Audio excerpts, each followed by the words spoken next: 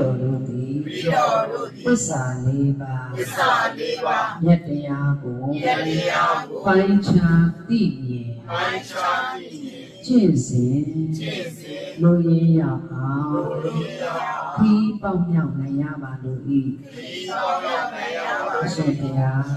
ဒီကောင်းမှုဤဖို့ပါကားလို့ကိုဘုရားကျေးဇူးကြီးမာတော်မိခင်ဖခင်ဆရာသမားများနဲ့တကွာသာသနာဆောင်ရှောက်နှကောင်းနှမြတ်တို့အားပြည့်တို့အမြတ်ကျမ်းရငါပါသည်အမြတ်ကုသိုလ်ရယူနိုင်ကြ၍ကိုယ်ရောစိတ်ပါချမ်းသာကြသည်ဝမ်းသာကြသည်ဖြစ်ကြပါစေသောရှေးဆက်ချနိုင်ရေးဆက်ချကုသိုလ်အမြတ်ယူတော်မူကြပါကုန်သောသာဓုကုသိုလ်အမြတ်